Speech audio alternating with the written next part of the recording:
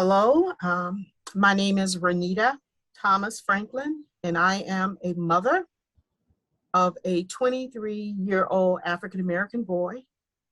I have nephews, I have cousins, brothers, friends whom I love. And I have constantly been in fear for the lives of my brothers growing up in Mississippi. I'm from a small town called Yazoo City, Mississippi, gateway to the Delta. We all know the bloody history of Mississippi, and racism was the worst that Dr. Martin Luther King said he's ever seen in his life. The level of hatred and racism and violence against Black people in the South. From Medgar Evers and eventually himself losing his life to racist assassin bullets. Guns is something that must be a white privilege.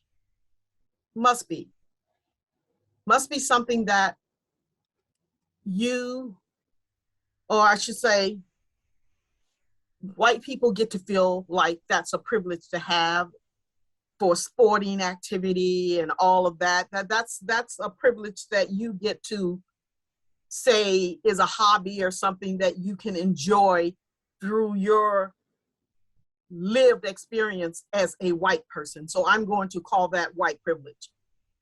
Black people see that as a sign of oppression, something that has historically taken the lives of so many of our people.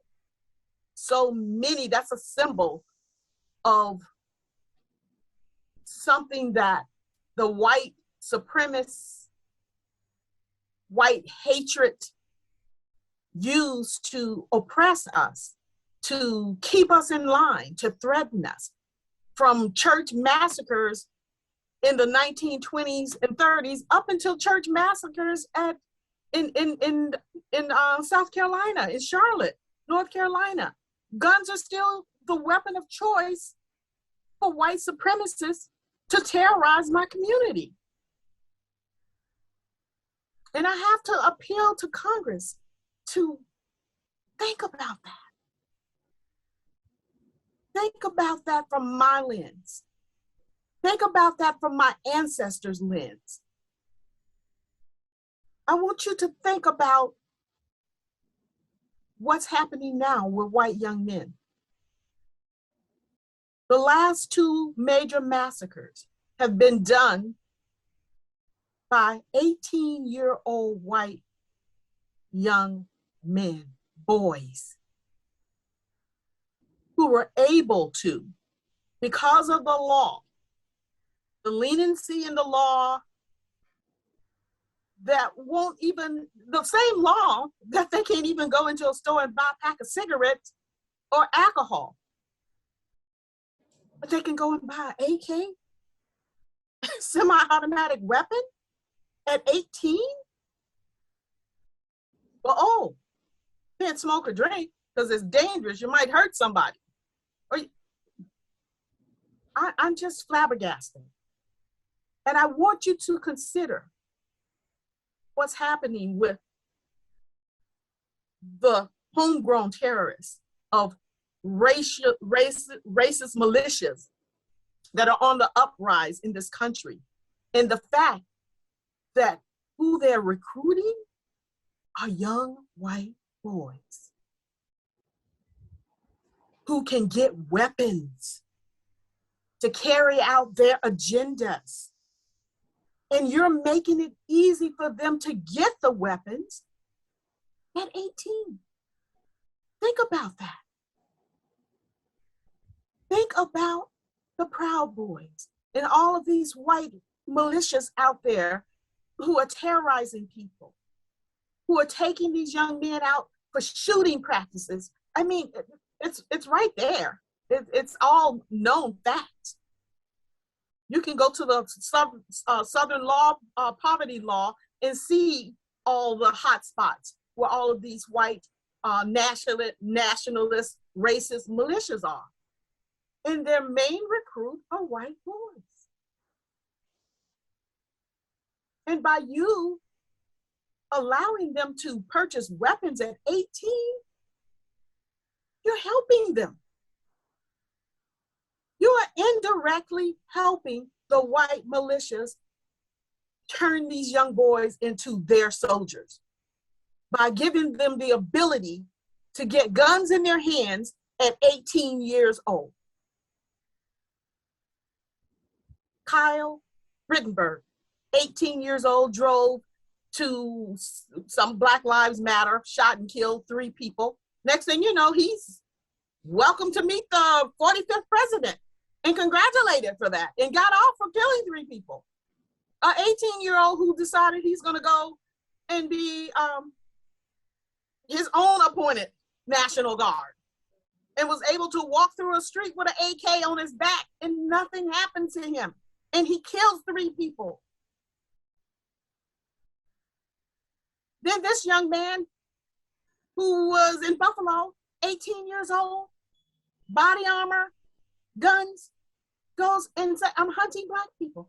He actually went and surveyed the place, stalked it out to see what was going on, how many people were here, and basically said he wanted to kill Black people.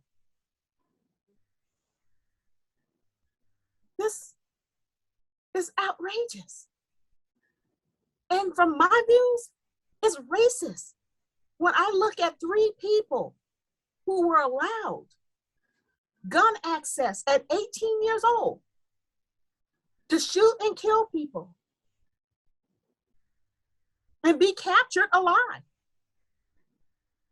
Yet there's 12-year-old Tamir Rice, 12 years old, playing in the park with his sister, gunned down by the police for playing with a gun, a play gun.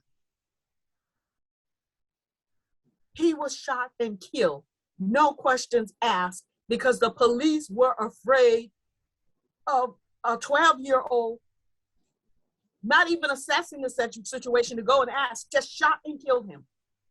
Trayvon Martin, the same thing. Visiting his father's condo, gated community, going to the store to buy some Skittles, and some person decide he looked out of place, racially profiled him.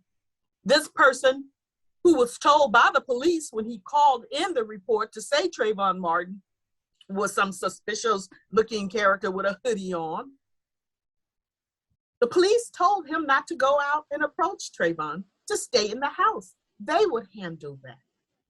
But no, he did not do that. He went and stalked this kid who was terrified, didn't know why this man was following him. He didn't identify himself as who he said he was. And he shot and killed him. If he had stayed in the house, if he had not had a gun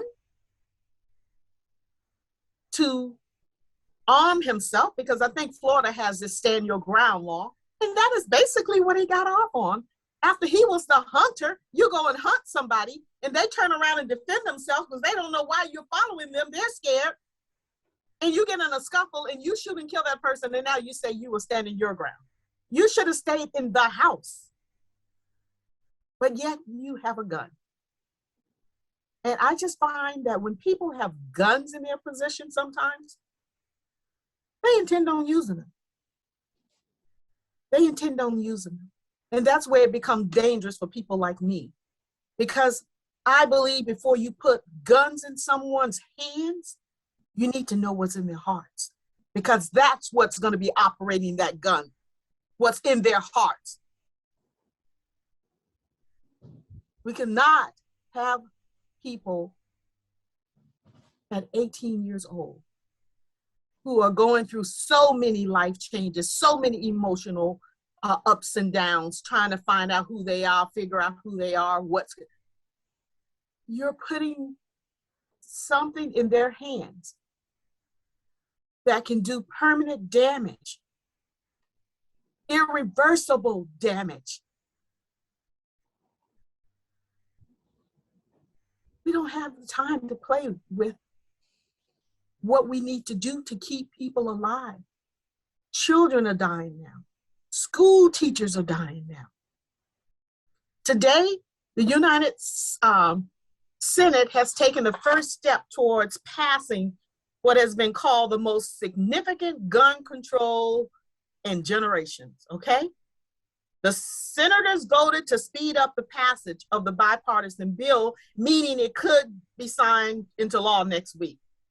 Although significant, the proposal falls short of what many Democrats and activists like myself have called for in the wake of these mass shootings. The measure includes tougher background checks for buyers younger than 21. Tougher background checks for buyers younger, meaning 18, you're gonna still be able to buy a gun.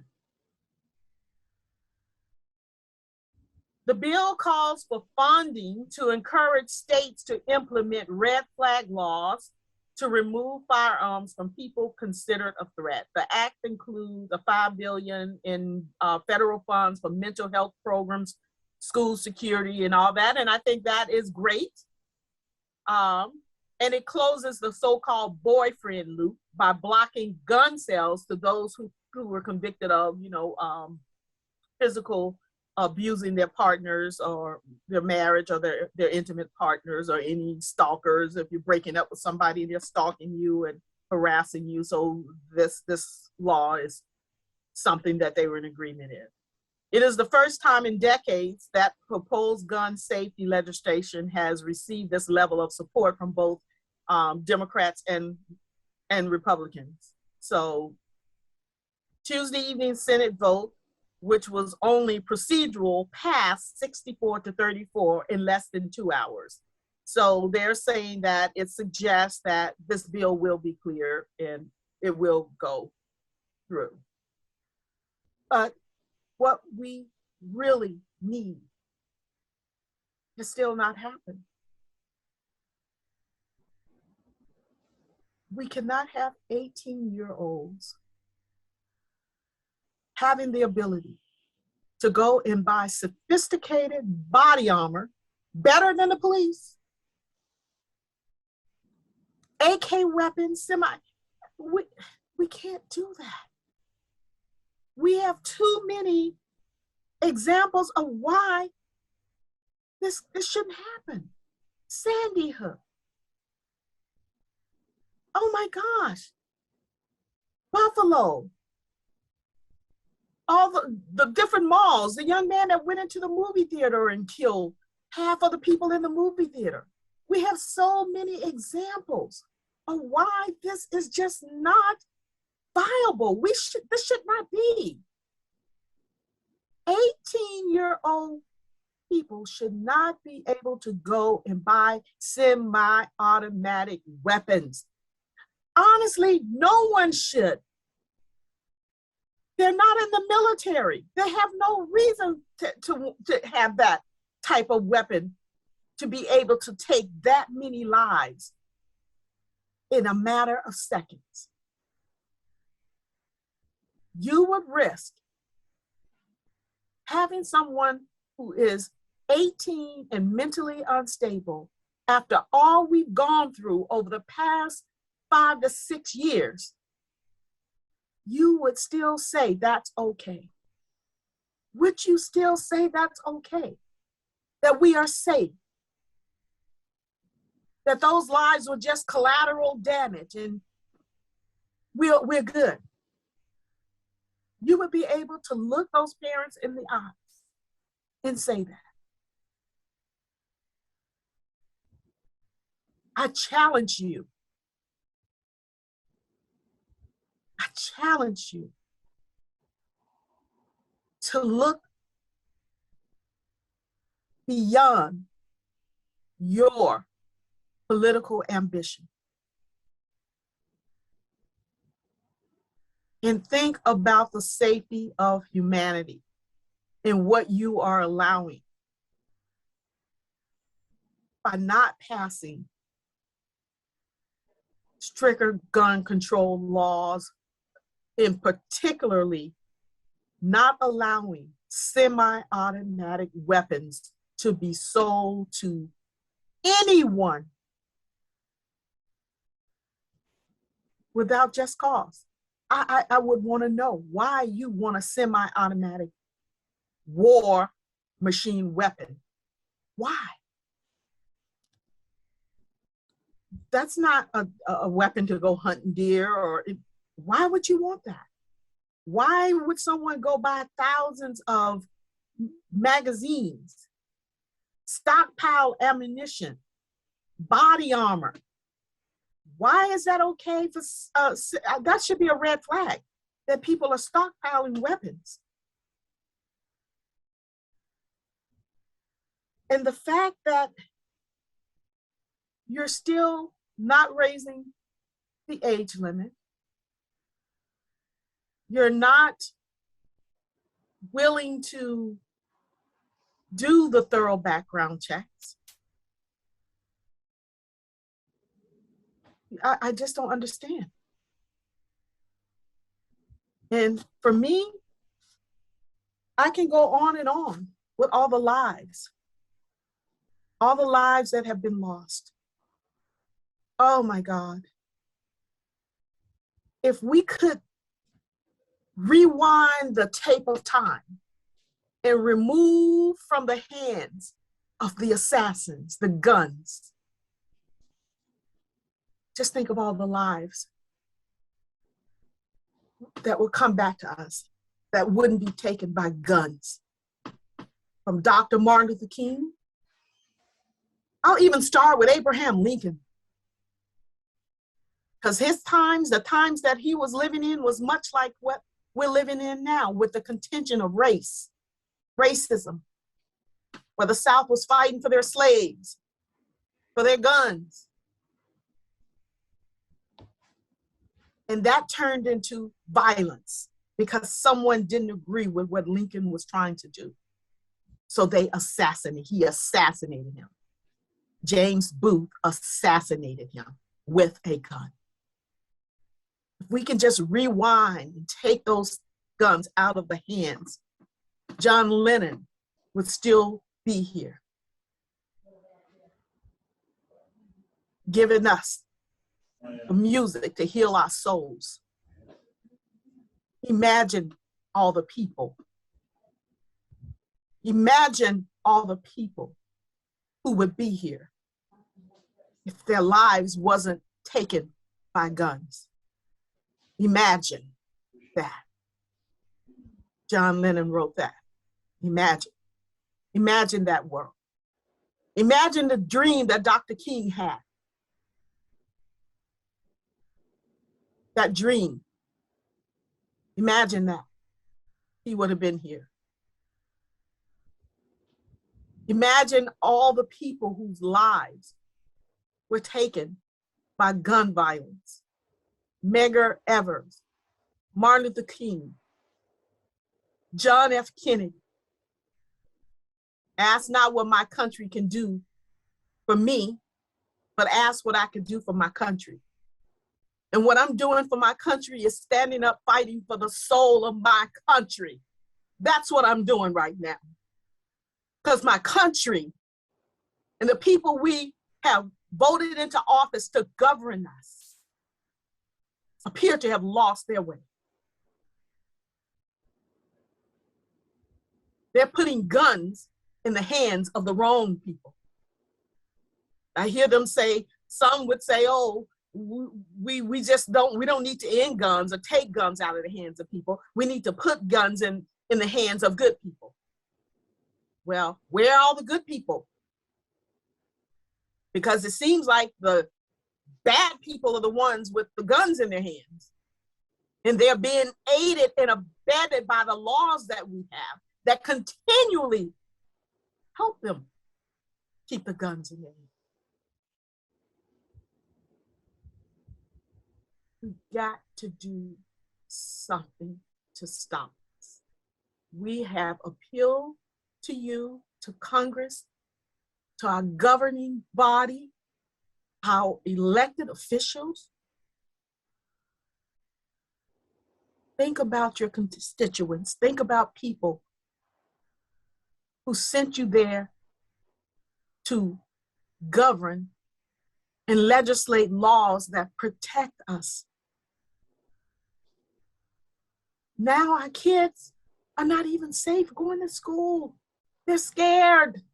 The teachers are scared. Teachers did not sign up to be carrying weapons and police in school. They don't want to learn how to shoot a gun. That's not the answer. Bringing more weapons into the school when they could be stopped outside of the school. We're backwards. We're doing this backwards. And I am sick and tired. I'm sick and tired. My state of Mississippi is one of the top states, which I'm just embarrassed to say, for gun violence, the state of Mississippi. The state of Mississippi ranked, I think it was number 3, up there with Alaska, Louisiana, and Alabama for gun violence. And the Black community is even worse. The kids have a better chance of getting a gun before they do getting a library card. That's how easy it is, because it'll probably be a lot of vetting before they leave the library with a book. There's a waiting period. They can get a gun quicker than they can get a library card.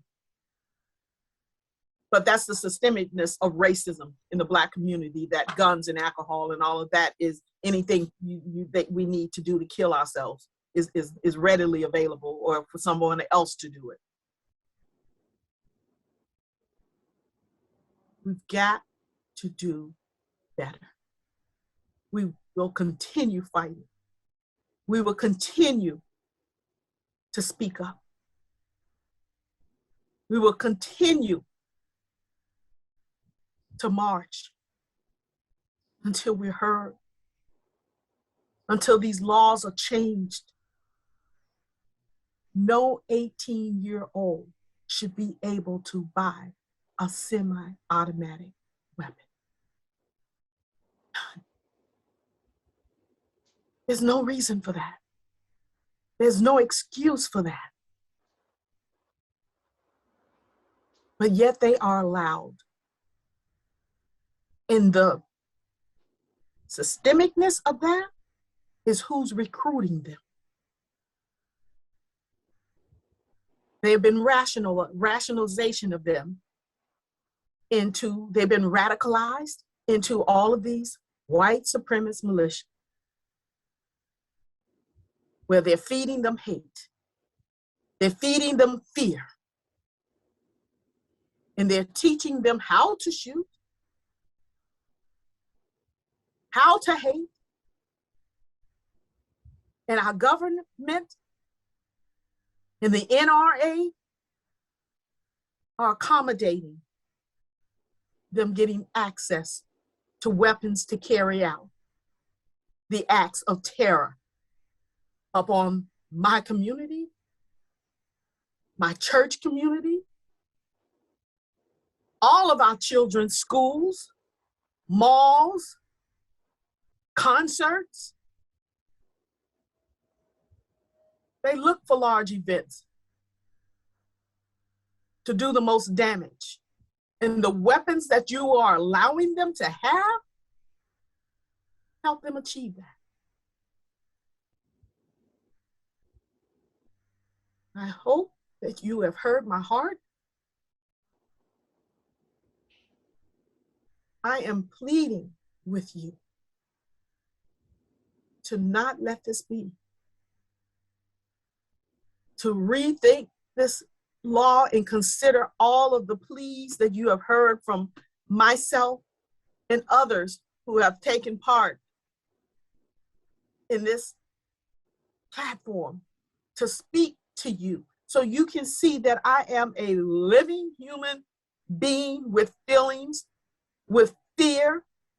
I'm a mother with a child that I already feel is an endangered species as a Black man by people who hate him because of the color of his skin, and to think that my government will aid and abet them by putting weapons in the hands of 18-year-olds who have proven to be the predators of these type of acts against my son and those who look like him. Stop helping them. Stop helping them with these laws that you have in place and your complicity to do nothing about it.